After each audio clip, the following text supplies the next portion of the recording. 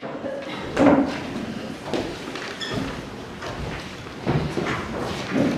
chacun soit béni au nom de Jésus. Et que le nom du Seigneur soit béni. Que nous sommes ici d'abord pour glorifier le Seigneur, pour nous rappeler ce qu'il a accompli pour nous par amour et apprendre de lui comment marcher dignement de l'appel qu'il nous a adressé.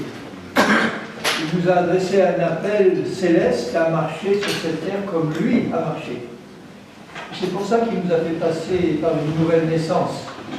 Il savait très bien que les pécheurs que nous étions, s'ils étaient seulement pardonnés, ne pourraient pas marcher comme lui a marché. Il fallait faire mourir ces pécheurs et les recréer à neuf à son image pour qu'ils puissent vraiment marcher comme lui a marché, dans l'amour, dans la joie, dans la paix et avant tout dans la sainteté. L'amour et la sainteté vont ensemble. Parce que nous étions sous l'esclavage du menteur et du prince de ce monde qui est le menteur et le père du mensonge. Et quand nous arrivons au Seigneur, on est vraiment entièrement formaté par le mensonge. On est contrôlé par des mensonges. Le Seigneur nous a dit, il a dit à ses disciples, si vous voulez être mes disciples, vous connaîtrez ma parole, vous garderez ma parole, vous la connaîtrez. Et nous savons que c'est sa parole qui nous affranchit.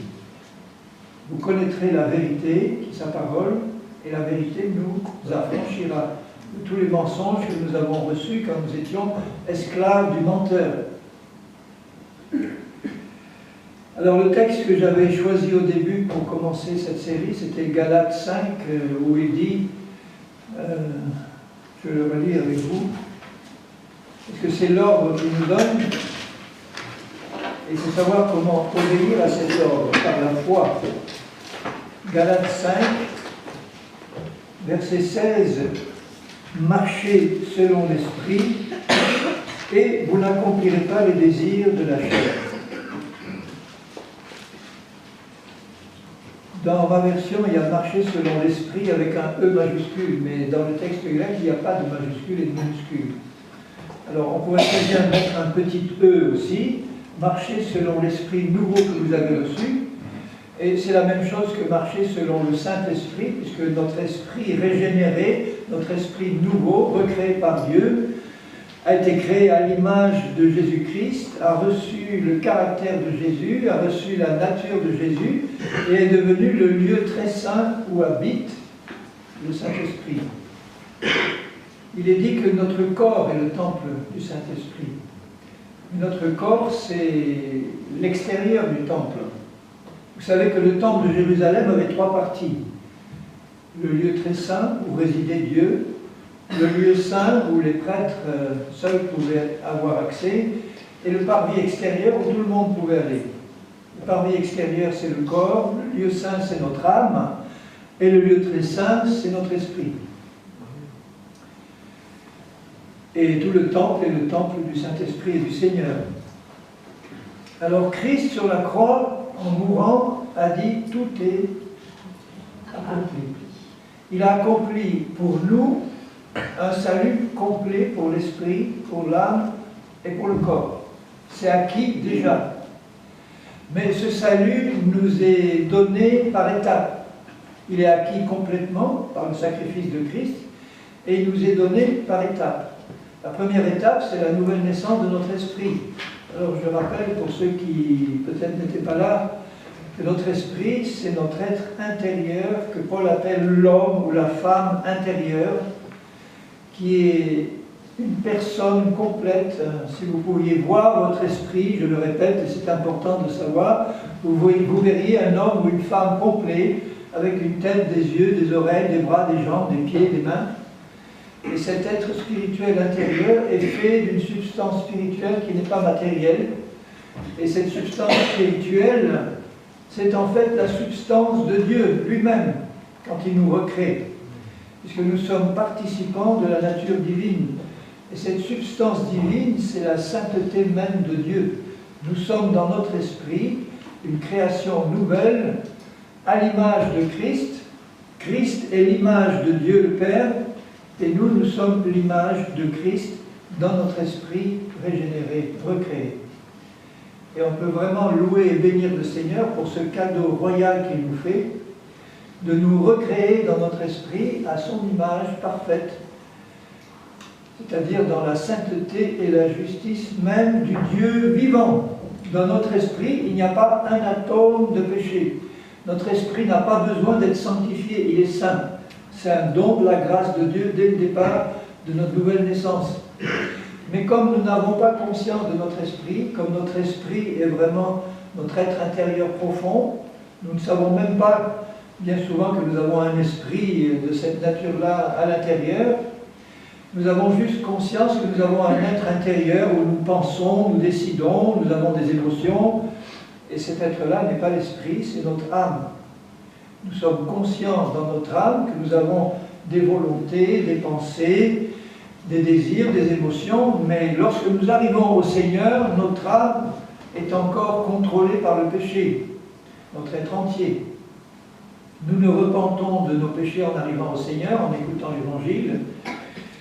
Et quand nous l'acceptons comme notre Maître et Sauveur, notre Sauveur et Maître, il pardonne nos péchés et il transforme notre esprit en le recréant à nouveau. Notre âme ne change pas, notre corps ne change pas. Il peut y avoir dans notre âme, quand nous nous convertissons, une joie et une paix que nous ressentons, mais tout ce que nous étions dans notre âme reste en gros le même qu'avant. Et à partir de là, le Seigneur nous demande de faire passer le salut qu'il a déjà donné à notre esprit, de le faire descendre aux étages inférieurs dans notre âme, qui a besoin donc d'être renouvelée et sanctifiée, et dans notre corps, qui a lui aussi besoin d'être sanctifié pour être un instrument utile à cette terre entre les mains de Dieu. La nouvelle naissance de notre esprit, nous ne la contrôlons pas. C'est un acte souverain de Dieu qu'il fait lui-même. Et merci Seigneur, parce que tout ce que tu fais est parfait. Tout ce que Dieu crée est parfait. Quand il a créé Adam et Ève au début, ils étaient parfaits, saints, beaux, magnifiques, intelligents, aucun défaut. Et la mort est entrée par le péché. Quand Dieu a créé l'univers que nous voyons autour, tout était parfait. Et l'univers a été placé sous la malédiction à cause du péché d'Adam et d'Ève. Mais il y en a de magnifiques restes quand vous regardez la création, les plantes, les animaux, les fleurs, l'univers, vous voyez une création magnifique, même si la mort s'y trouve. On voit qu'en regardant le monde, qu'il y a un créateur qui l'a créé. Le monde a été conçu pour qu'on sache dans notre cœur qu'il y a quelqu'un qui l'a fait, qui n'est pas sorti du hasard. Et quand Dieu recrée notre esprit à son image, il le recrée pur, parfait et saint. Il faut vraiment que nous plantions dans nos pensées, dans notre cœur, parce que c'est le cœur qui croit ce que nos pensées comprennent, que nous plantions dans notre cœur cette pensée que Dieu nous donne dans sa parole. Nous sommes vraiment une nouvelle création en Christ. Et cette nouvelle création n'a rien à voir avec ce que nous étions jusque-là.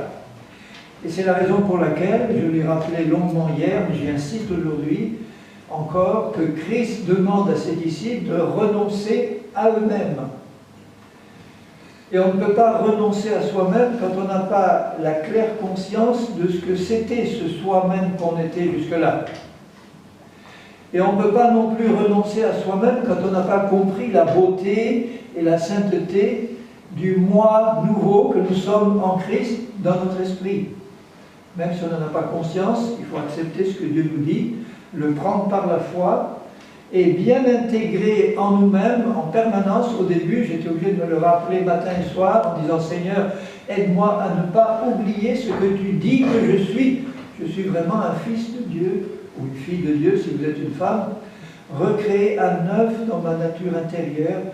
Je suis un homme nouveau en toi par ta grâce. Je suis en toi et tu es en moi. Je suis installé déjà dans les lieux célestes, dans mon esprit régénéré. Et c'est à partir de ces vérités-là qu'on a médité, qu'on a cru et qu'on a gardé dans notre conscience que nous pouvons commencer à marcher dans une réalité nouvelle parce qu'on l'a comprise et on l'a cru.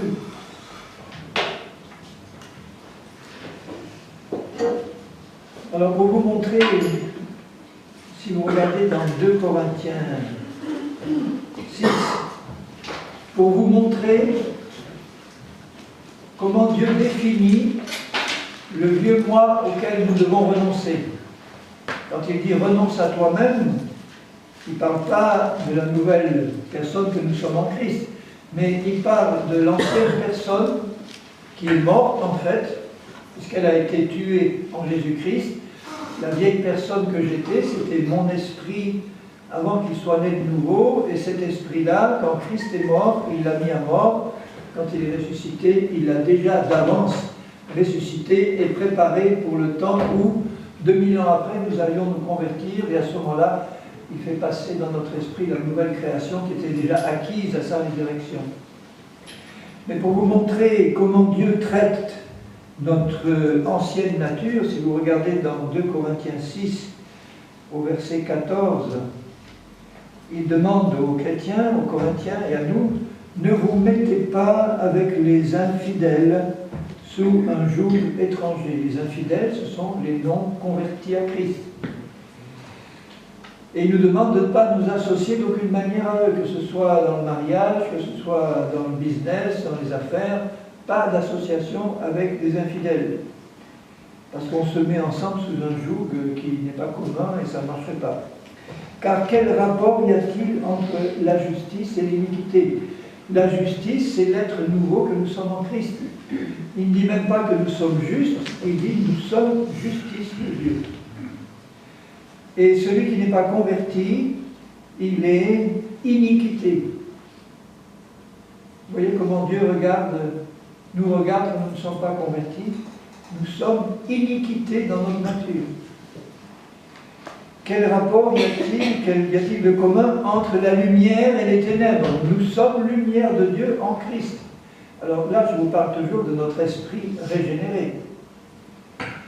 Et dans la mesure où dans notre âme, le vieil homme qui est mort pourtant n'a pas été évacué dans tout ce qu'il avait construit et bâti avant notre nouvelle naissance, le vieil homme que nous étions, qui travaillait avec Satan, avait construit dans notre âme tout un système de péché, des forteresses de faux raisonnements, de mensonges et de péchés qui subsistent dans notre âme et qui, tant qu'elles ne sont pas évacuées, nous mettent encore en rapport avec les infidèles et avec celui qui les contrôle. D'où l'importance de ne plus marcher par la chair, cette puissance de péché qui habite dans notre corps physique, qui nous contrôlait avant, qui ne doit plus nous contrôler en aucun point, en aucun cas. Alors ceux qui appartiennent à Satan, à l'extérieur de Christ, il les appelle ténèbres. La chair, cette puissance de péché dans notre corps, elle est ténèbres.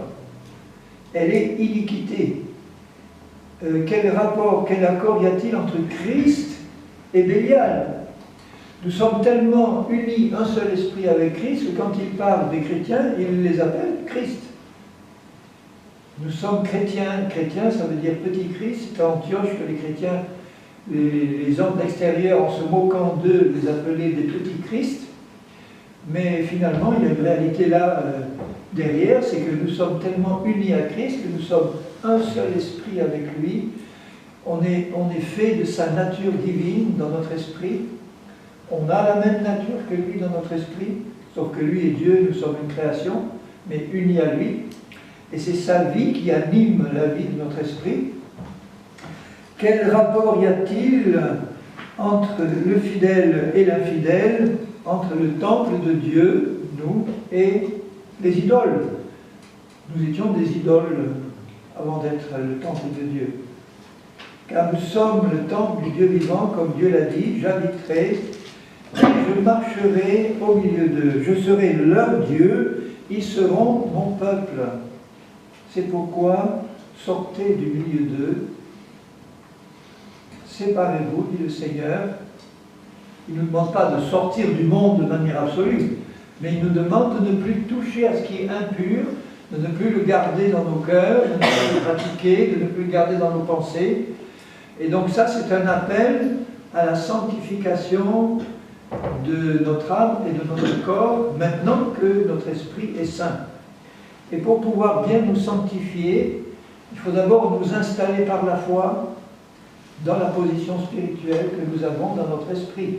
C'est-à-dire croire que nous sommes vraiment une nouvelle création, réaliser la sainteté de cette création, la beauté spirituelle de ce que Dieu a créé et qu'il nous a donné. Et pour ça, vous voyez bien que nous devons oublier et rejeter et renier ce que nous étions avant. Ne rien garder de ce que nous étions avant. Parce que quand vous voyez la description de ce que nous étions avant, vous voyez aussi que ce que nous étions avant, l'esprit qui nous contrôlait avant, subsiste dans la chair, qui est cette puissance de péché qui habite dans notre corps mortel. Je le répète, la chair n'est pas notre vieille nature. Nous n'avons qu'une seule nature, la nouvelle. Mais dans notre corps habite une puissance personnelle qui a des pensées, qui a des sentiments, qui a des désirs. C'est une personne, la chair. Elle fonctionne comme un démon. C'est comme si vous aviez dans votre corps un démon, mais ce n'est pas un démon, c'est de la même famille que les démons. La chair, elle a des pensées, elle a des sentiments, elle a des stratégies, elle a des ruses, contraires aux sentiments de l'esprit, et elle habite dans notre corps physique. Mais elle n'est pas nous-mêmes. Si vous croyez que la chair c'est vous, vous ne pouvez pas en être libéré.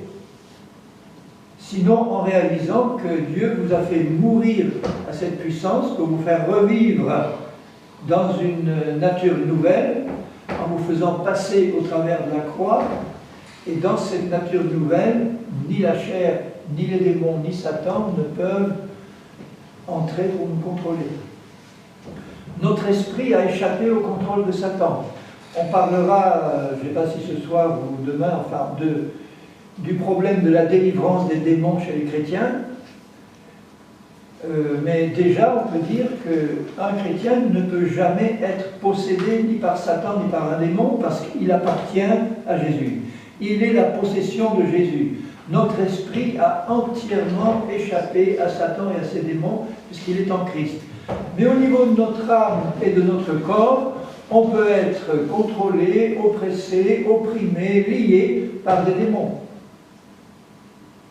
Et la sanctification, c'est aussi l'évacuation de tout contrôle et de la chair et des démons au niveau de notre âme et au niveau de notre corps.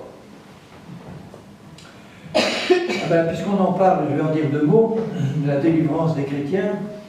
Il y a 20 ou 25 ans, je pratiquais la délivrance à tour de bras.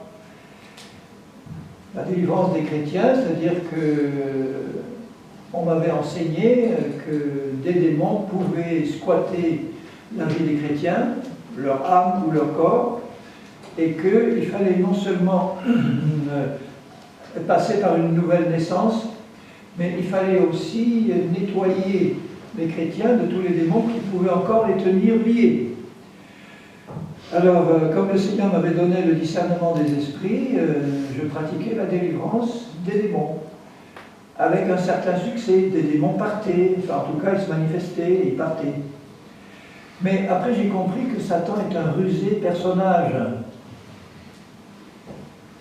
Et que la chair, il faut vraiment le discernement des esprits pour connaître la différence entre l'influence que la chair peut donner et l'influence qu'un démon peut donner. Et j'ai appris comme ça qu'il y avait, au moment de la délivrance d'un chrétien, des manifestations qui étaient purement produites par la chair, puisque c'est une personne qui a des stratégies, qui a des pensées, qui a des sentiments. La chair peut vous envoyer un excès de colère et vous exploser de colère. C'est pas un démon, c'est la chair. Mais vous voyez que la chair peut pousser mon corps à une manifestation de colère et de cri. Et donc, comme Satan est rusé, il peut très bien demander à la chair de faire des manifestations qui ressemblent à ce qu'un démon peut produire. Et ceux qui sont autour se réjouissent en disant « Alléluia, un démon s'est manifesté, il est parti ». Et il n'y a pas de démon qui est parti, c'est la chair qui a manifesté ça purement et simplement. Vous pouvez avoir à l'inverse des démons qui partent sans aucune manifestation. Et comment s'en rendre compte à ce moment-là? Par le discernement des esprits, qui nous permet de voir s'il y a un démon ou pas, et s'il est parti ou pas. Et donc c'est un domaine dans lequel il faut être très prudent. Alors la délivrance des chrétiens, on me disait, mais regarde dans l'Évangile, dans la Bible, Jésus passe un temps considérable à délivrer des possédés ou des gens qui ont des démons. Mais en étudiant de plus près la question, je me suis rendu compte que Jésus pratiquait la délivrance de la manière suivante. Uniquement quand un démon se manifestait devant lui. Quand il est entré dans la synagogue de Nazareth, est-ce que vous pensez qu'avec le discernement de Jésus, il voyait immédiatement quels étaient ceux qui pouvaient avoir des démons dans leur vie?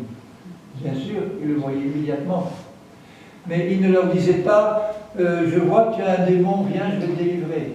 Je vois que tu as un démon, viens, je vais te délivrer. Par contre, quand il y en avait quelqu'un qui se roulait par terre devant lui en criant, là, il y avait une nécessité d'intervenir parce qu'il y avait quelqu'un qui souffrait, il fallait chasser le démon et il le faisait aussitôt. Le démoniaque de Gadara et tous les autres, c'est pareil. Mais je ne vois jamais Jésus demander à tous ceux qui avaient des démons, approchez-vous, mettez-vous là, et puis je vais vous chasser tous les démons que vous pouvez avoir, alors qu'ils ne se manifestent pas jusque-là. Et il les voyait très bien. Par contre, Jésus prêchait la repentance, il prêchait le retour au Seigneur, il prêchait l'obéissance, il prêchait la parole de Dieu, le royaume de Dieu, et en amenant les gens à la repentance et à l'obéissance, il leur permettait de recevoir des délivrances sans même qu'ils aient besoin de se rouler par terre. Simplement, en obéissant au Seigneur, vous pouvez recevoir de puissantes délivrances. Il y avait donc 3 problèmes que je rencontrais en matière de délivrance des chrétiens, parce que j'utilisais la délivrance comme un moyen de sanctification. Puisque les chrétiens peuvent être influencés par des démons, et que les démons, c'est des êtres impurs qui poussent à pécher, je me disais, donc en chassant les démons, tu vas aider les chrétiens à se sanctifier.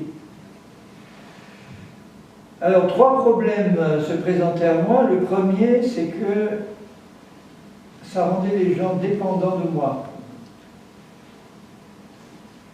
Il me disait, tu as le discernement des esprits, tu vois, hier j'ai piqué une terrible colère, je me demande s'il n'y a pas un démon là derrière, dis-moi s'il y en a un. J'ai dit, on va voir. Alors je commençais à attaquer au nom de Jésus, le démon de colère sort. Si au bout d'une demi-heure il n'y avait rien qui se manifestait ou que j'avais la paix dans le cœur, je dis, il n'y a pas de démon, c'est la chair. Mais là encore, je n'avais pas encore compris à cette époque que la chair et Satan pouvaient ruser, pouvaient simuler des délivrances alors qu'il n'y en avait pas. Alors donc il y avait ça, la dépendance par rapport aux délivreurs. Ensuite, le deuxième problème, c'est que c'était jamais fini. C'était jamais fini. Il y avait des délivrances qui pouvaient durer 1 heure, 2 heures, 1 mois, et notamment des personnes qui sortaient du satanisme et de l'occultisme et d'un passé très chargé. Je me rappelle d'un cas d'une sataniste qui était vraiment convertie, mais qui était encore un peu chargée. Un certain soir, on chasse un esprit de drogue, ça a duré un bon moment, parce que ces satanistes se droguent, boivent, etc. Et je pensais que c'était fini, et pendant plusieurs jours, il y a eu des dizaines et des centaines d'esprits de drogue, ensuite d'alcool, qui sont sortis successivement. Et moi je me disais, mais quand est-ce que ça va finir? S'il y en a 1000 comme ça, comme les 6000 de Gadara, il a fallu d'une parole à Jésus, mais moi je ne suis pas Jésus encore dans la pratique, au point de vue puissance, et si ça doit durer 1 mois, 2 mois, 6 mois, pour chasser 6000 démons rien que d'alcool, quand est-ce que ça va finir? Ça, c'était le deuxième problème. Le troisième problème, le plus grave, c'est que je voyais des délivrances de démons dans les évangiles. Jésus a délivré beaucoup de personnes, c'était tous des juifs et des païens. Seulement, à partir du livre des Actes et jusqu'à l'Apocalypse, c'est-à-dire la partie qui concerne l'Église et les chrétiens, je ne vois plus un seul cas de délivrance des chrétiens comme moi je l'ai pratiqué. Et pourtant, c'était des hommes comme vous et moi, des hommes et des femmes comme vous et moi, qui devaient avoir un passé chargé, qui arrivaient sans doute au Seigneur et les démons qui pouvaient les lier ou les contrôler dans leur âme ou leur corps n'étaient pas automatiquement partis le jour de leur conversion, ça je ne le crois pas. Je crois que les chrétiens peuvent être liés par des démons et que ces démons ne partent pas au jour de la nouvelle naissance. Ça vient plus tard. De même qu'on n'est pas sanctifié à 100% le jour de la nouvelle naissance. Ça vient plus tard. Alors comme je ne voyais aucun cas mentionné dans la Bible, enfin, à partir des actes et des épîtres de chrétiens qui passaient par une délivrance de démons telle que je la pratiquais, ça a fini par me poser un problème sérieux. Je dis, je n'ai pas de passage biblique sur lequel je peux appuyer la pratique que je suis en train de faire. Alors je ne suis pas contre la délivrance, je garde la délivrance dans la panoplie du chrétien. Ça veut dire que je l'utilise uniquement comme Christ l'utilisait si dans ma marche chrétienne ou dans les conseils que je peux donner ou dans les réunions que je peux avoir, il y a une manifestation démoniaque qui se passe là au milieu, eh bien, on intervient et on chasse le démon. Mais faire ce que je faisais, c'est-à-dire voyons voir si tu peux avoir quelques démons dans ta vie qui peuvent gêner ta marche chrétienne, et on va donc te demander qui était ton père, ta mère, ton grand-père, ta grand-mère, si ton arrière-grand-mère n'était pas prostituée, ou ton père n'était pas sorcier, ou franc-maçon, etc. Que ça a ouvert des portes, et que maintenant il peut y avoir des démons, et que tout ce travail que je faisais là, le Seigneur m'a dit, stop. Alors qu'est-ce qu'il faut faire, Seigneur, pour les chrétiens, puisque de toute façon, ils peuvent être liés par des démons? Eh bien, fais ce que ma parole et moi-même te dit. Prêche la croix, prêche la marche par l'Esprit, prêche la sanctification, prêche l'obéissance, prêche la repentance, prêche tout ce que je vois dans les actes et dans les épîtres, et laisse mon esprit, par ma parole, purifier et sanctifier mes enfants. Et je les voyais passer par des délivrances sans même une seule manifestation, et je savais qu'il y avait des démons qui étaient partis, parce que je ne les voyais plus par l'esprit. Ils étaient partis simplement parce qu'on recevait la parole et on obéissait. Vous recevrez, vous comprendrez la vérité, et la vérité vous affranchira.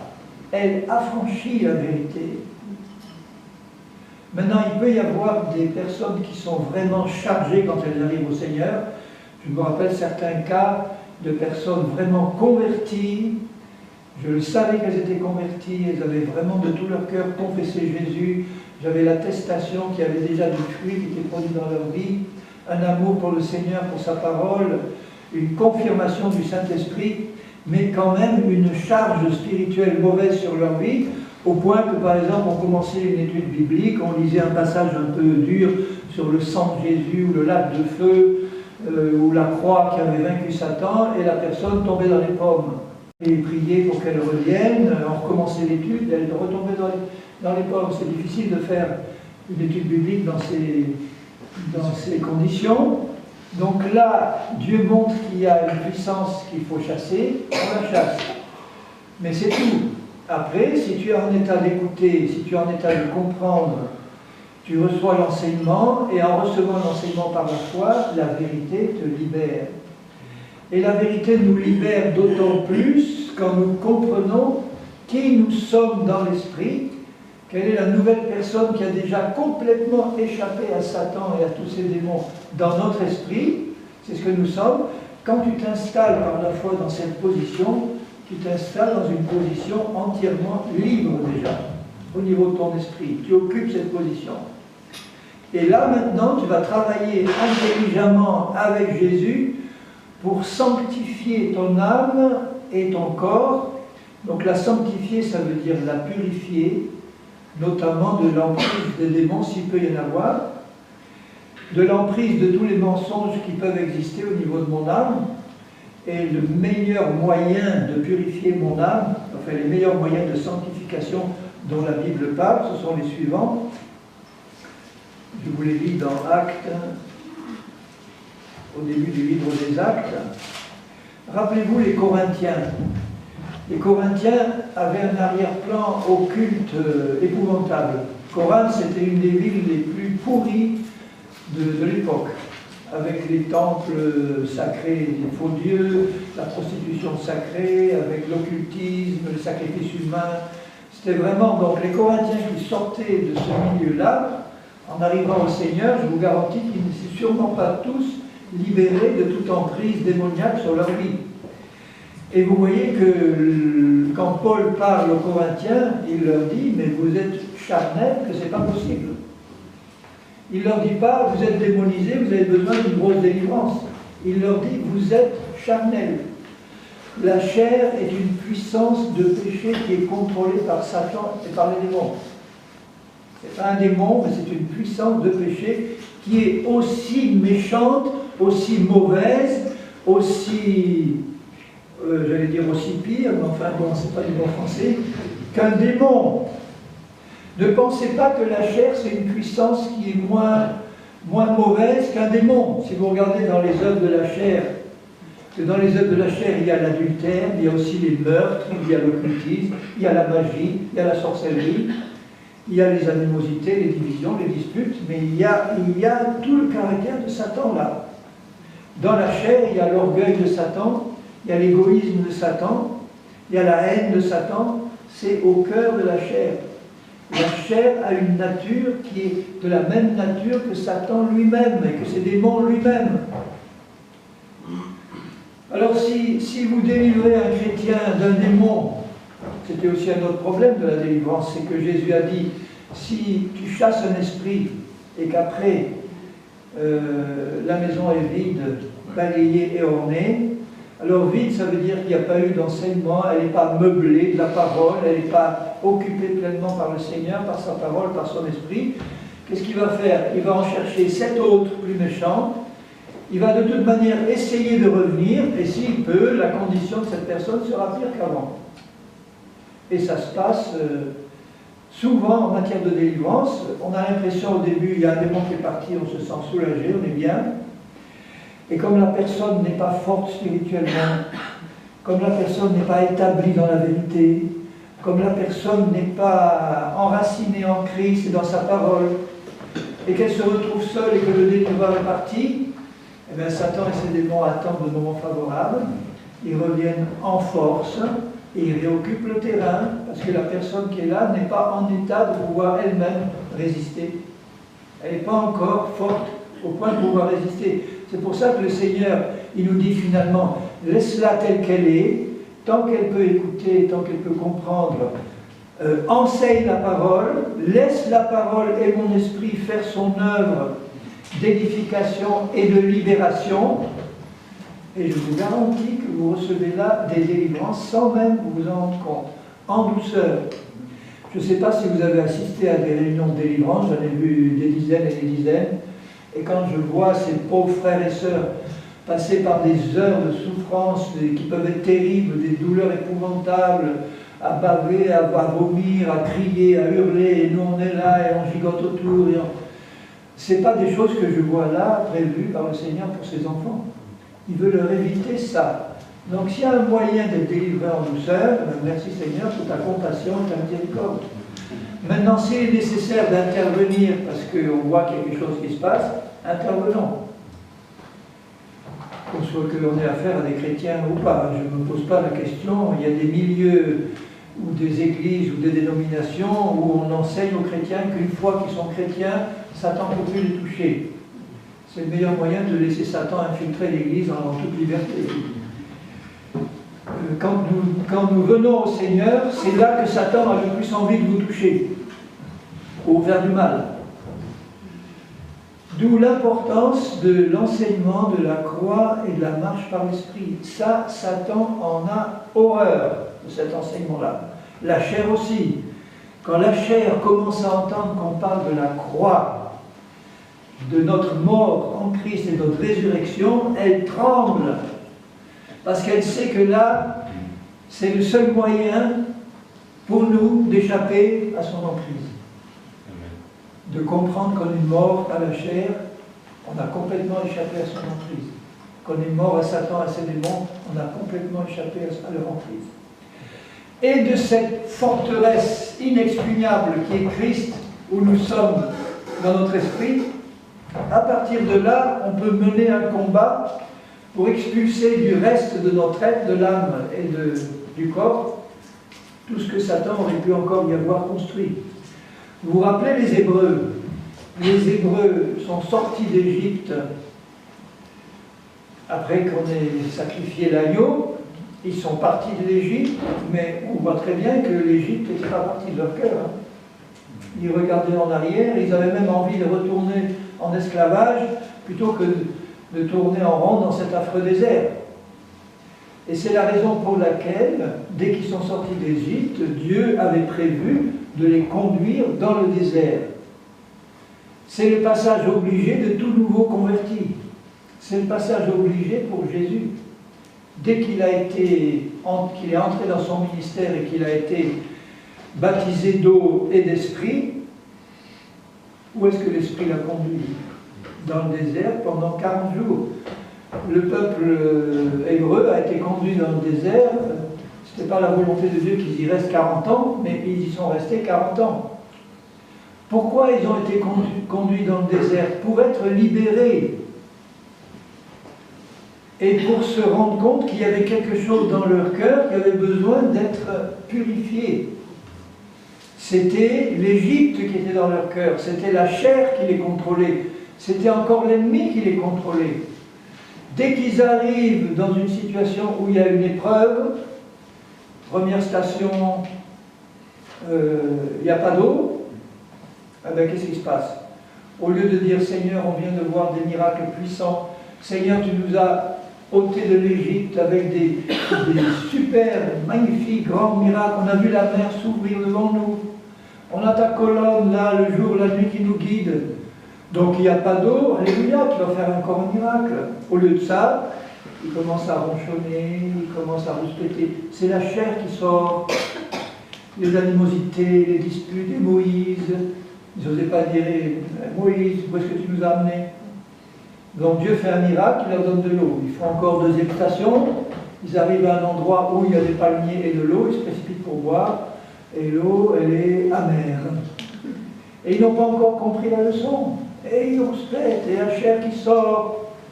Dieu refait un miracle, il met un bois dans l'eau, l'image de la croix, qui la purifie. Et à chaque étape, au lieu de prendre la leçon de ce qu'ils avaient vécu, et de reconnaître devant Dieu qu'ils avaient besoin de se repentir de la chair qui se manifestait là, ils ont recommencé, et recommencé, et recommencé. Et ça a duré presque 2 ans. À chaque fois, Dieu a été patient, hein, vous remarquez. Dieu a fait le miracle dont ils avaient besoin. Et il est parfois intervenu pour les corriger sévèrement, mais au bout de 2 ans, ils arrivent devant le Jourdain, ils explorent le pays. Il y en a 2 qui disent, bon, il y a des géants, des villes fortifiées, mais Dieu est avec nous, on les aura selon la promesse. Il y en a 10 qui disent, non, on ne les aura pas. C'est-à-dire que les 10 fonctionnaient encore par la chair. Ils jugeaient d'après ce qu'ils voyaient au lieu de marcher par la foi. Ils ont dit non, il y a trop de géants, il y a des villes, on n'y arrivera pas et on ne veut pas y aller. Et on n'ira pas. Et le peuple suit la majorité. Et Dieu apparaît en disant Moïse, mets-toi de côté, je l'ai détruit. Et il l'aurait fait. Ces choses ont été inscrites pour notre exemple à nous. On a affaire à un feu dévorant, à un Dieu compatissant, miséricordieux, mais un Dieu de justice qui sait juger aussi. Et il commence par son peuple. Et le prochain jugement, c'est l'enlèvement d'épouse. Et là, il y aura un tri. Tous ceux qui ne sont pas prêts resteront. Qu'ils soient chrétiens nés de nouveau ou pas, ils resteront. Il y a un faux enseignement qui consiste à dire que si vous êtes nés de nouveau, vous allez partir automatiquement à la dernière trompette. C'est faux. Pour partir, il faut être en règle avec Dieu. Ça veut dire qu'un chrétien né de nouveau qui vit dans le péché au moment où la trompette sonne et qui le sait et qui ne veut pas se repentir et qui dit Seigneur, attends un peu, je me repentirai demain. Je sais que je suis dans le péché, mais ça me plaît et je ne veux pas me repentir. Et la trompette sonne. Vous croyez qu'il va partir celui-là? Il ne partira pas. Parce que le sang de Jésus n'est pas passé sur son péché. Et Dieu vient enlever une épouse pure, sans ride ni tache. Et c'est tellement facile du fond du cœur de confesser un péché quand Dieu nous le montre, c'est fait instantanément. Pourquoi attendre? Mais quand on apprend à marcher par l'esprit et pas par la chair, on affermit notre marche chrétienne, on marche dans la sanctification en permanence. On assure notre départ. Parce que c'est beaucoup plus fréquent et facile pour un chrétien charnel de tomber dans le péché que pour un chrétien qui marche par l'esprit et qui a grandi et qui a mûri en spiritualité. Donc il se retrouve devant le Jourdain, il refuse d'y aller, il passe 40 ans de plus dans le désert, enfin 38 ans, et il s'y retrouve après 38 ans, la nouvelle génération, et là, ils comprennent enfin ce qu'il faut faire. Ils franchissent le Jourdain. Et rappelez-vous que le Jourdain, c'est un fleuve, Jordan en hébreu, ça veut dire celui qui descend. Et celui qui descend vers où? Vers la mer morte. Donc le Jourdain, c'est un exemple de mort à soi-même. C'est un exemple de capitulation, c'est un symbole de capitulation sans condition devant Dieu, où on lui dit, maintenant on arrête de rouspéter, maintenant on arrête de marcher par la chair, maintenant on a compris, Seigneur, que tu nous demandes de marcher par la foi, dans l'obéissance, on capitule devant toi, on te fait confiance, et on traverse le Jourdain. Et Dieu fait un miracle, et Dieu assèche le Jourdain, et il traverse à sec. Mais est-ce que vous avez remarqué que dans le texte de Josué, quand il est dit que Dieu coupa les eaux du Jourdain à une très grande distance en amont, à partir de la ville d'Adam, qui se trouvait à une vingtaine de kilomètres en amont de Jéricho.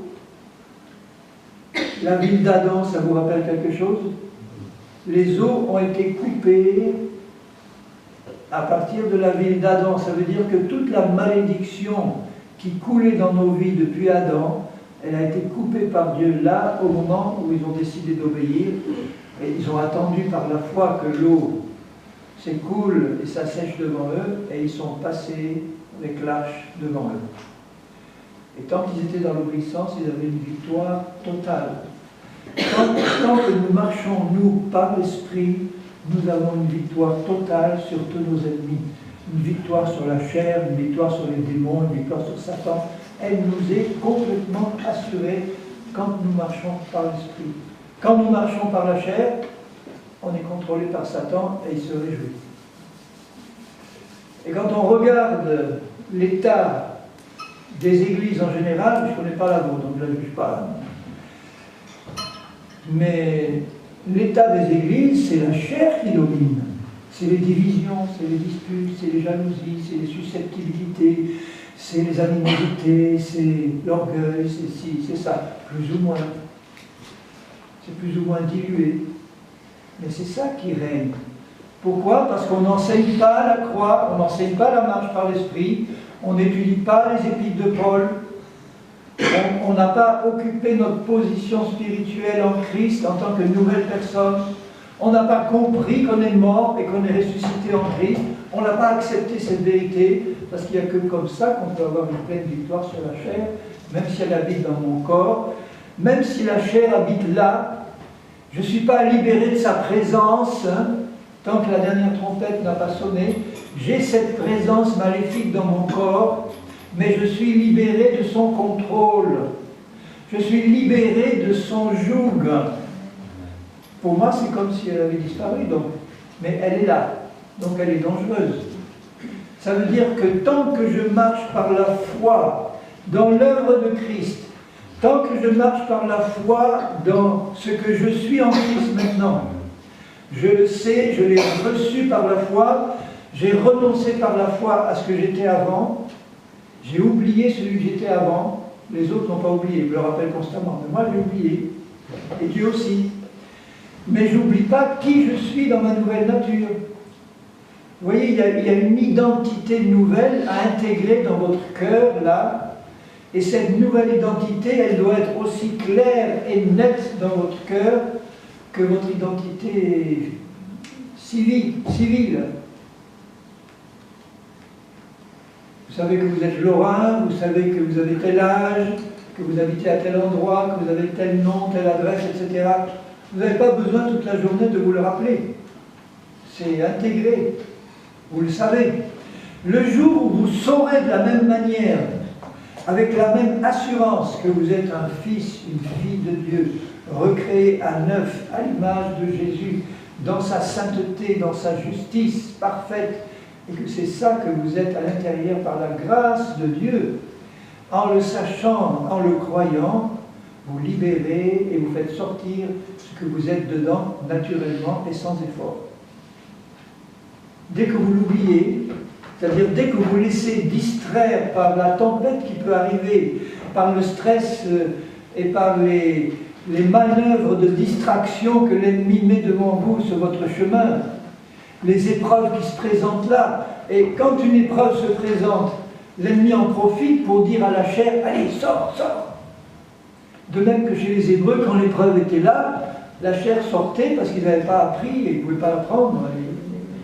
Dans l'Ancienne Alliance, ils ne pouvaient pas apprendre à marcher par l'Esprit. Ils avaient accès au pardon de leurs péchés, ils avaient accès à la nouvelle naissance, ils n'avaient pas accès à la marche par l'Esprit parce qu'ils ne connaissaient pas la puissance de la croix. Ils n'avaient pas le Saint-Esprit en permanence en eux, à part quelques rares personnages, prophètes ou rois, et encore pas tout le temps. Et nous avons tout ce qui contribue à la vie et à la piété en Christ. Nous avons tout. Pourvu que nous le sachions, pourvu que nous l'acceptions par la foi, pourvu que nous nous y installions et pourvu qu'on ne l'oublie pas 24 heures sur 24. Donc commencez à le pratiquer demain matin quand vous allez, dès que vous ouvrez les yeux, vous regardez le Seigneur par la foi et vous dites « Seigneur, je te bénis que je suis une créature si merveilleuse. » Dans ma nouvelle nature. Il ne s'agit pas d'être aveugle aux défauts qu'on peut avoir encore dans la pratique. Il ne s'agit pas de dire maintenant dans la pratique je suis parfait. Non, il s'agit de savoir qu'à l'intérieur, dans la vraie personne que vous êtes devant Dieu, il a fait de vous une créature à son image, merveilleuse, pure, sainte et juste. Alors méditez là-dessus. Dites Seigneur, aide-moi tout au long de cette journée à ne pas oublier cette vérité, à la garder dans ma conscience constamment. Quoi que je fasse, aide-moi à ne pas me laisser distraire par les stress, les épreuves qui peuvent se produire et qui vont, si je n'ai pas l'habitude de fonctionner comme ça, qui vont me faire oublier qui je suis. Exactement comme quand Jésus marchait sur l'eau en pleine tempête, vous vous rappelez que Pierre ose lui dire « Seigneur, si c'est toi, ordonne que je vienne en marchant sur l'eau ». Il était quand même, c'est quand même à part Jésus le seul homme qui a marché sur l'eau. Enfin, il y en a eu d'autres qui l'ont fait par la suite, mais en tout cas, raconté dans la Bible, c'est le seul. Et Jésus lui dit un mot, viens.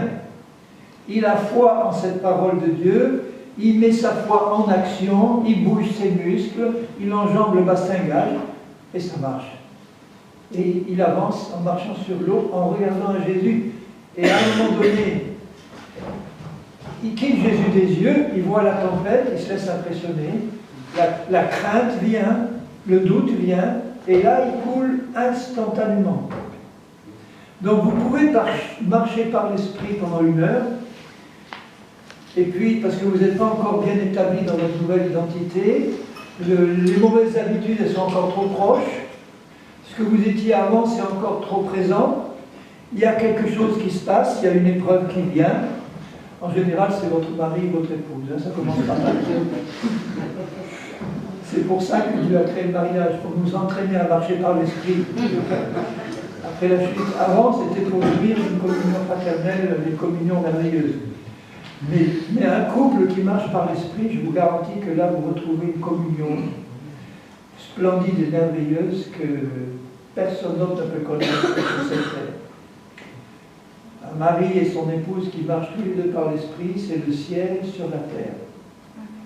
Un mari et son épouse qui sont tous les deux charnels, c'est l'enfer sur la terre. Une église composée de chrétiens en majorité charnelle, c'est un enfer. C'est pas vraiment l'enfer tel qu'il est, c'est un. C'est-à-dire il y a tellement de problèmes, de conflits, de souffrances. Je connais des chrétiens qui me disent, moi je ne veux plus fréquenter une seule église. Les chrétiens, j'en ai ras-le-bol. Je dis, tu es chrétien toi aussi? Oui, mais moi, non, je ne peux plus, j'ai trop souffert. Je dis, mais essaye quand même. Ah non, j'ai trop souffert, ah non, je ne peux plus. Et c'est triste. Alors ils sont isolés dans un coin, sans communion fraternelle, et ils sont une proie facile pour l'ennemi. Dieu veut que son Église soit un havre de paix, soit un hôpital céleste où on guérit les malades, où on guérit les cœurs brisés. Et pour ça, il faut vraiment que la chair soit réduite à l'impuissance. Et elle l'est déjà dans notre esprit.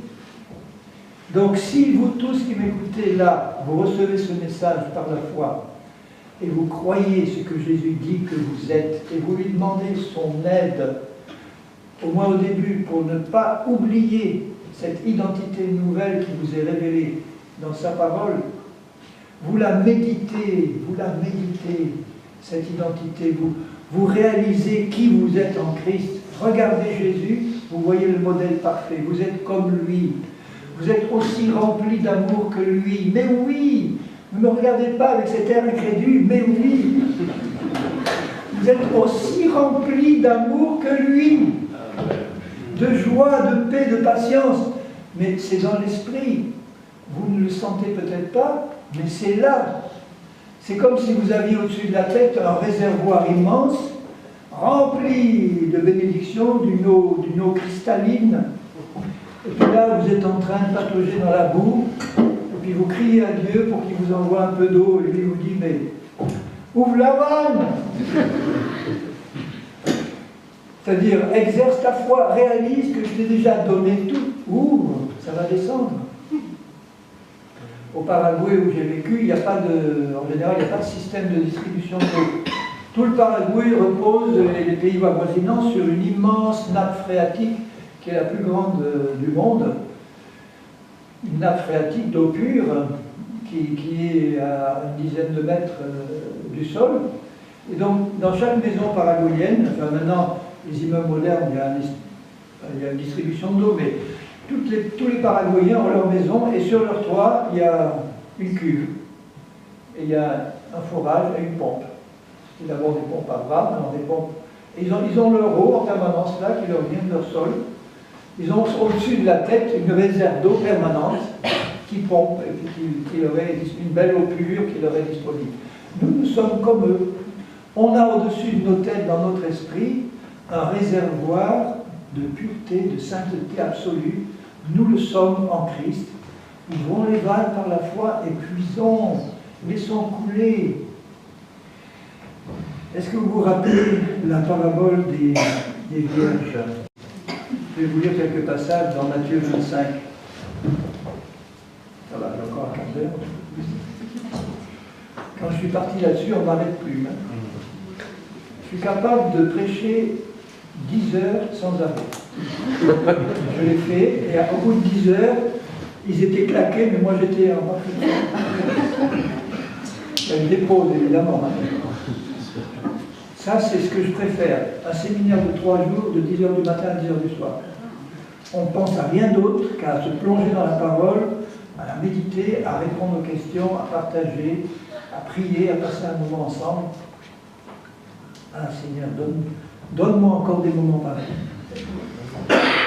Alors dans Matthieu 25, il dit, alors, il vient de parler du retour du Seigneur juste avant. Au verset 46 de Matthieu 24, il dit « Heureux ce serviteur que son maître à son arrivée trouvera faisant ainsi, c'est-à-dire travaillant, étant veillant et priant. Alors, donc au moment du retour du Seigneur, le royaume des cieux sera semblable à 10 vierges. » La virginité, c'est le symbole de la nouvelle naissance. 10 vierges qui, ayant pris leur lampe, allèrent à la rencontre de l'époux. Elles font ça depuis 2000 ans, les vierges. Les vierges, c'est les chrétiens nés de nouveau en Christ. La lampe, il y a un verset des Proverbes qui dit « L'esprit est une lampe de l'Éternel. » La lampe allumée, c'est la nouvelle naissance. Notre esprit est allumé quand on est né de nouveau. Autrement, il est dans les ténèbres. La lampe est allumée, il y a de l'huile dans la lampe, dans l'esprit.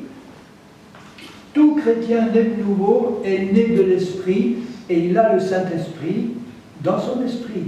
Mais il n'est pas forcément rempli de l'esprit. Pour être rempli de l'esprit, il faut le demander à Dieu parce que Dieu donne son esprit à ceux qui le demandent et qui lui obéissent. Il ne va pas remplir de son esprit ceux qui ne lui demandent pas. Je connais des chrétiens qui me disent « Moi, je ne peux pas être rempli ». Je dis « Pourquoi ?» Parce que quand je vois tous ces débordements chez les pentecôtistes, quand je vois tous ces excès de ceux qui disent qu'ils sont remplis, quand je vois toutes ces choses abominables qui peuvent se passer, bon, arrête. Mais, donc je ne veux pas, moi, être rempli, si c'est ça. Ils ont peur. Alors que si on demande du pain, il ne va pas nous donner une pierre. Hein. Si on demande du poisson, il ne va pas nous donner un serpent. Alors, si vous, dit Jésus, méchant comme vous êtes, vous savez donner des bonnes choses à vos enfants, à combien plus forte raison Dieu donnera son esprit à ceux qui le demandent. Et les deux premiers commandements de Jésus à ses disciples, c'est quoi? À part les tout premiers qui disent « Repentez-vous et acceptez-le comme sauveur ». Dès qu'on a accepté le Seigneur comme sauveur et Seigneur, les deux premiers commandements, c'était « Il faut que tu sois baptisé d'eau et d'esprit ». L'Église primitive baptisait d'eau le jour de la conversion. N'attendez même pas le lendemain.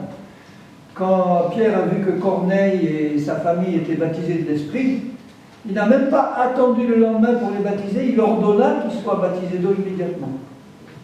Et pourtant, c'était une belle prise. Un centurion romain, c'était un officier supérieur. Ils auraient pu penser charnellement, dimanche prochain, au camp 15, on va organiser une grande cérémonie, on va inviter le général romain, on va faire une cérémonie, on va les habiller en blanc, on va faire un beau baptême. Non, il ordonna qu'ils soient baptisés immédiatement. Parce que comme le baptême représente une mort et une résurrection, on enterre un mort dès qu'il est mort. Les Juifs enterrent un mort dès qu'il meurt. Ils n'attendent même pas le lendemain. Et ils ont gardé cette coutume dans l'Église primitive. On enterre un mort dès qu'il meurt et qu'il ressuscite. Donc, Jésus dit, faites de toutes les nations des disciples, baptisez-les au nom du Père, du Fils et du Saint-Esprit, et apprenez-leur à obéir à tout ce que je vous ai ordonné. Et l'ordre numéro 1, c'est passer par l'eau du baptême. Pierre ordonna qu'il soit baptisé, il transmet l'ordre. Ce n'est pas donc le baptisé ou nous qui attendons que le baptisé veuille bien demander à être baptisé. Nous transmettons l'ordre de Jésus, à eux d'obéir ou de refuser. Ils peuvent refuser. Mais nous transmettons. Ensuite, Jésus leur dit, après leur avoir dit « Allez dans le monde entier », il ajoute « Maintenant, ne bougez plus de Jérusalem. » Tant que vous n'avez pas reçu la puissance d'en haut. Il a dit ça à des centaines de disciples, et le jour de la Pentecôte, ils étaient combien à attendre? 120. Où étaient les autres? Ils étaient retournés à leurs affaires. Jésus avait dit, dans peu de jours, vous serez baptisés de l'Esprit. Vous recevrez une puissance et vous serez mes témoins. Il devait être rempli de l'Esprit, même pour servir aux tables. Tous les Corinthiens étaient remplis de l'Esprit.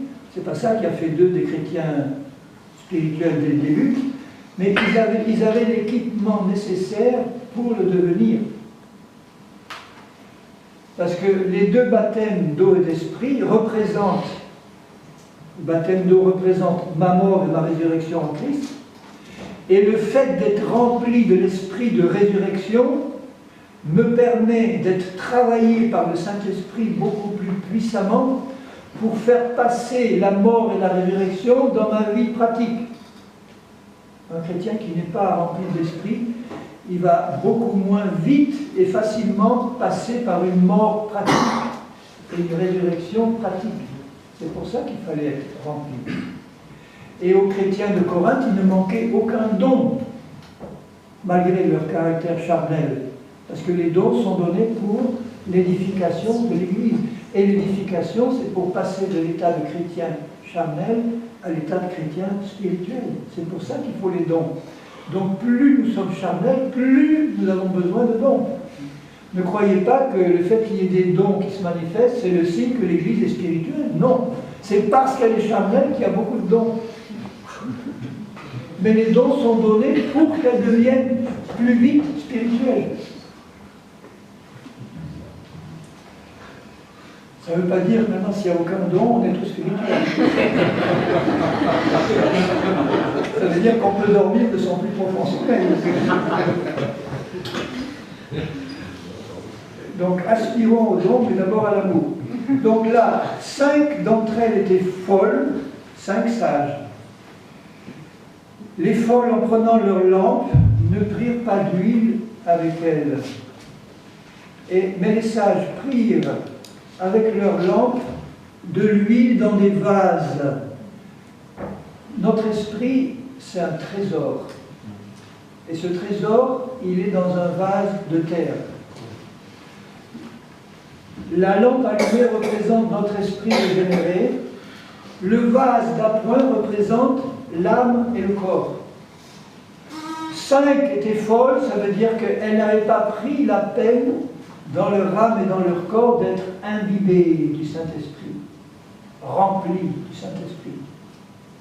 Les autres avaient leur vase plein.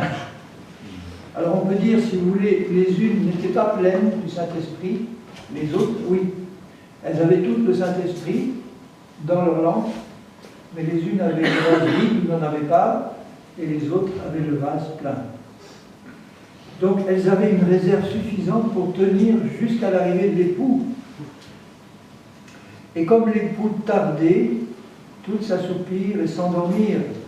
Ça, dans l'histoire, c'est ce qui s'est passé.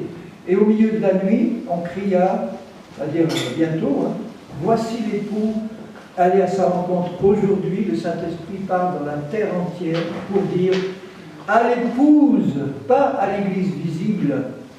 L'Église visible, c'est tous les chrétiens qui se disent chrétiens, qu'ils soient catholiques, orthodoxes, protestants, etc. On est chrétiens, mais on n'est pas né de nouveau, on n'est pas baptisé d'eau et d'esprit, on ne marche pas dans la sanctification, on ne fait pas partie de l'épouse de Christ, qui est la seule Église véritable. Alors, toutes se réveillent et préparèrent leurs lampes. Les folles dirent aux sages, donnez-nous de votre huile, nos lampes s'éteignent. Les sages répondirent non. Moi, je ne peux pas, ma réserve de Saint-Esprit, je ne peux pas te la communiquer, c'est personnel. Chacun doit demander à celui qui la donne, c'est-à-dire à Dieu, le Saint-Esprit. Donc les folles vont chercher de l'huile, les folles vont à un endroit où elles peuvent être remplies de l'Esprit. Spirituellement, ça veut dire qu'il y a un moment, au moment du retour de Christ, où tout le monde va se réveiller, mais il y en a qui ont déjà leur réserve pleine, les autres pas, et au moment où Christ revient, il y en a qui sont en train de se charger d'huile quelque part, et elles reviennent devant la porte avec l'huile. Mais c'est trop tard, la porte est fermée. Les vierges sages sont parties. Il y a un temps pour se préparer, il y a un temps pour être prêt, et c'est maintenant. Il y a un temps pour se sanctifier, c'est maintenant. On ne connaît ni le jour ni l'heure, il faut se sanctifier maintenant. Dès le premier jour de la conversion, on commence à se sanctifier dans notre âme et notre corps. Et quand les autres viennent, elles ont dit, Seigneur, Seigneur, ouvre-nous, mais il répondit, je ne vous connais pas. Ça ne veut pas dire qu'elles sont perdues. Les chrétiens nés de nouveau, qui ne se sont pas sanctifiés, qui n'étaient pas remplis, ou qui vivaient dans le péché au moment où Jésus revient, qui ne se sont pas repentis, ne vont pas perdre leur salut. Ils restent vierges. Ils vont traverser la tribulation, alors que l'épouse va partir, et c'est le départ de l'épouse qui va marquer le début de la tribulation. Quand j'entends ces divisions entre chrétiens qui disent non, l'Église doit être enlevée avant, au milieu, après, à la fin, moi je leur dis, mais vous avez raison tous. Une partie de l'Église visible, l'épouse, va être enlevée avant. C'est ça qui marque le début de la tribulation. Et les autres vont traverser la tribulation. Et le choix sera simple, la marque de la bête ou la mort. Tous ceux qui vont être attrapés par l'Antichrist, il leur fera le choix simple. Tu prends la marque de la bête, sans laquelle personne ne peut ni acheter ni vendre. Et tous ceux qui la prendront devront adorer l'Antichrist comme Dieu, seront possédés par des démons et perdus définitivement. Ceux qui vont se réveiller à ce moment-là en disant « Bon, ben maintenant, on va garder notre salut en acceptant de rester fidèles, malheureusement trop tard, il aurait fallu le faire avant, mais on reste fidèle maintenant au Seigneur, on refuse la marque et ils sont décapités. » Et ils forment cette grande foule qui, autour du trône là, crie à Dieu pour la justice, et Dieu leur dit « Attendez que le nombre de ceux qui doivent être mis à mort comme vous soit complet. » Tous ceux qui sortent de la grande tribulation comme martyrs vont ressusciter au début du millénium et vont régner avec l'Église pendant les 1000 ans, mais ne font plus partie de l'épouse. L'épouse aura été enlevée. Alors vous voyez combien le message de la croix et de la marche par l'Esprit est important, parce qu'il nous permet d'être remplis d'huile, il nous permet de marcher d'une manière digne du Seigneur, il nous permet d'affermir notre marche chrétienne, il nous permet de donner un témoignage à la gloire de Dieu. Il n'est pas nécessaire de savoir marcher par l'Esprit pour être enlevé. Faites pas dire ce que je ne dis pas. Un chrétien charnel peut très bien être enlevé, pourvu qu'il soit né de nouveau, bien sûr, baptisé d'eau et d'esprit. Bon, en principe, tout le monde l'est. À propos du baptême de l'Esprit, si vous êtes pentecôtiste, on allait vous dire certainement que vous êtes baptisé de l'Esprit quand vous avez parlé en langue. En fait, c'est l'inverse qu'il faut faire. Le jour de la Pentecôte, ils furent remplis d'abord et ils se mirent à parler en langue ensuite. Et le parler en langue a été le signe qu'ils avaient été remplis. Donc, si vous voulez être baptisé du Saint-Esprit, rien de plus simple. Je ne vous demanderai pas si vous parlez en langue ou pas, je dirai simplement, est-ce que vous avez demandé à Dieu d'être rempli du Saint-Esprit? Oui, 100 fois. Est-ce que tu as cru qu'il t'a rempli quand tu lui as demandé? Ben non, parce que je ne parle pas en langue. Là, vous raisonnez faussement. Les 120 qui étaient là étaient dans la foi. Ils attendaient la promesse du Seigneur. Il a fait venir des flammes de feu et ils ont entendu un bruit, parce que sinon, comme on n'entend pas le Saint-Esprit normalement et qu'on ne le sent pas, ils n'auraient jamais su qu'il était là. Pour la première fois, c'était nécessaire. Mais maintenant que le Saint-Esprit est répandu, si vous n'êtes pas encore baptisé de l'Esprit, avant qu'on se quitte ce soir, vous allez l'être, maintenant même. Avec moi, vous demandez à Dieu, Seigneur, remplis-moi de ton esprit. Je veux être rempli. Faites cette prière maintenant si vous ne l'êtes pas. Seigneur, je veux être rempli de ton esprit. Et je sais que tu veux me remplir, le premier bien plus que moi, je le désire.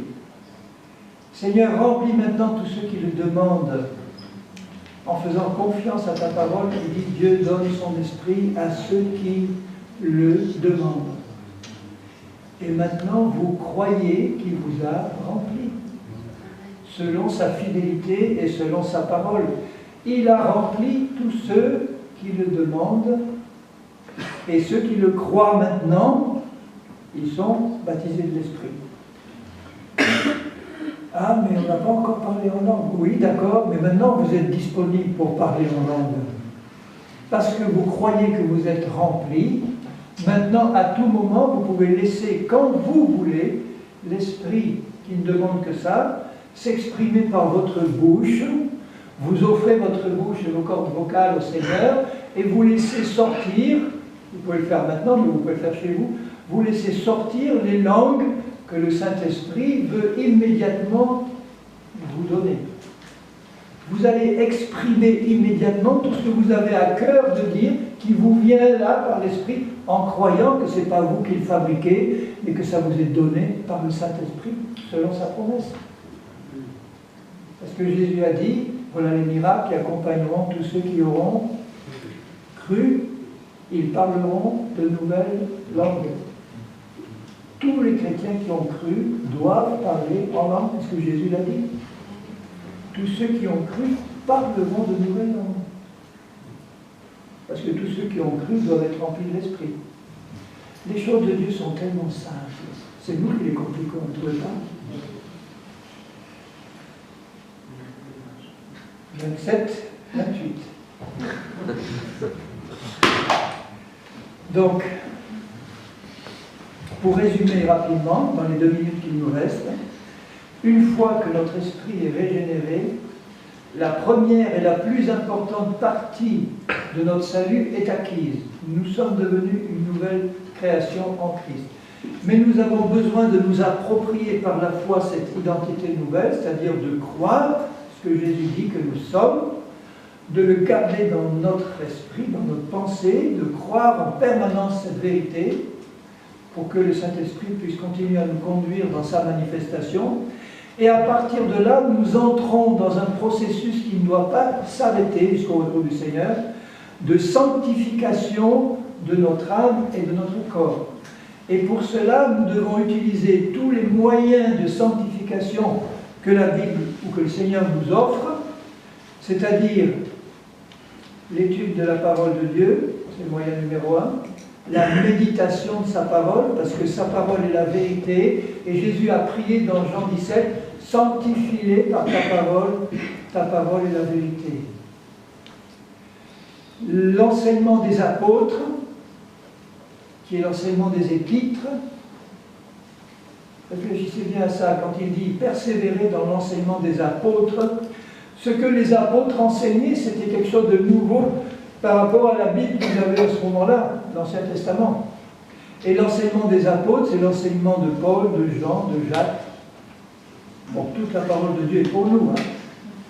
Mais la nourriture spécifique de l'épouse, ce sont les épîtres. Et notamment celle de Paul, qui nous révèle comment marcher par l'Esprit.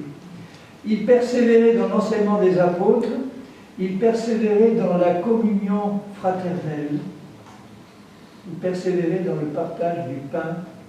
Le pain et la coupe, ce n'est pas les agapes, simplement, c'est le pain et la coupe, et il persévérait dans les prières. Et quand on persévère dans ces moyens d'édification, nous persévérons dans la purification de notre âme et de notre corps. Et pour moi, le moyen, à part la parole, le moyen le plus puissant de purification et de sanctification, c'est la prière. C'est la prière, en français bien sûr, et en langue en particulier. C'est un moyen extrêmement puissant d'édification personnelle.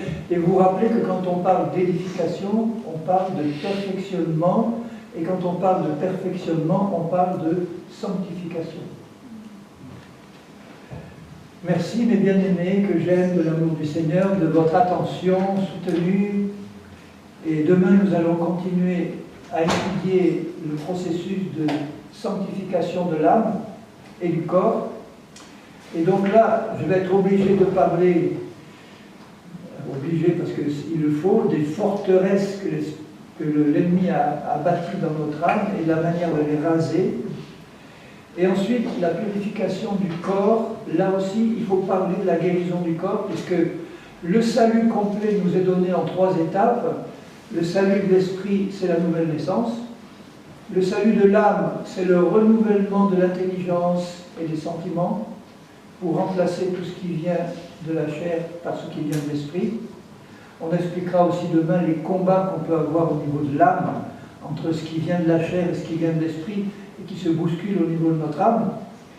Et puis la sanctification de notre corps, ça passe par la délivrance de toute emprise, mais aussi par la guérison de notre corps. Parce que le Seigneur veut que nous ayons un corps en bonne santé jusqu'au bout. C'est sa volonté, vous le croyez. Pour une raison simple, c'est que sur la croix, il a aussi porté nos maladies et nos infirmités. Et je vous rappelle que vendredi soir, nous allons prier pour tous les malades qui auront besoin de prière ou qui demanderont la prière, sous une forme ou une autre, mais je m'attends vendredi, à ce que tous les malades soient guéris, tout simplement.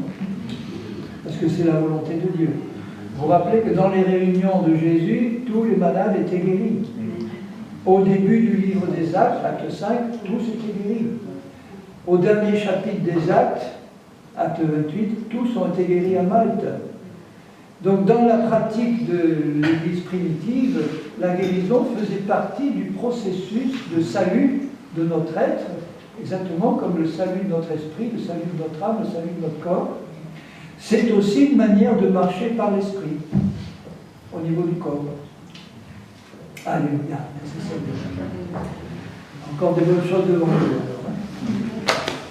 Seigneur, nous voulons ensemble te rendre grâce et gloire. Vraiment, j'ai sur le cœur de te rendre gloire, mon Père, de nous avoir donné Jésus-Christ. Et Seigneur Jésus, j'ai sur le cœur, et nous l'avons tous aussi, le besoin et le désir de te rendre gloire à toi, parce que tu es le seul digne de recevoir toute la gloire, tout l'honneur, toute la puissance, toute la louange, les actions de grâce pour ce que tu as fait, pour ce que tu as accompli. Tu as vraiment accompli une œuvre parfaite. Et tu veux que cette œuvre, elle se manifeste pleinement dans tout notre être, l'esprit, l'âme et le corps. Tu veux que ton nom soit glorifié par l'accomplissement de ta parole complète. Et Seigneur, nous qui sommes tes enfants, nous désirons aussi ardemment te voir te manifester dans ton Église, au milieu de nous, par l'accomplissement de ta volonté. Tu as dit, Seigneur, quand tu as appris à tes disciples à prier, tu as dit, prie comme cela, que ta volonté, Père, soit faite sur la terre comme au ciel. Et au ciel, il n'y a personne qui marche par la chair. Au ciel, il n'y a pas de malade, il n'y a rien, il n'y a pas d'infirme, il n'y a pas de vol, il n'y a pas de menteur, il n'y a rien de tout ça. C'est la pureté, c'est la sainteté. Seigneur, tu veux que sur la terre, dans ton épouse, dans ton Église, ta volonté soit faite. Alors merci de continuer à ouvrir notre intelligence à ta parole. Aide-nous à la garder en esprit et en vérité, et qu'elle produise dans nos vies tous les bons fruits que tu veux qu'elle produise. Au nom de Jésus-Christ. Amen. Amen. Soyez tous bénis, passez une bonne nuit de repos, et j'espère à demain. À moins que Jésus soit revenu avant, mais en tout cas, ce serait la meilleure chose pour nous. Allez.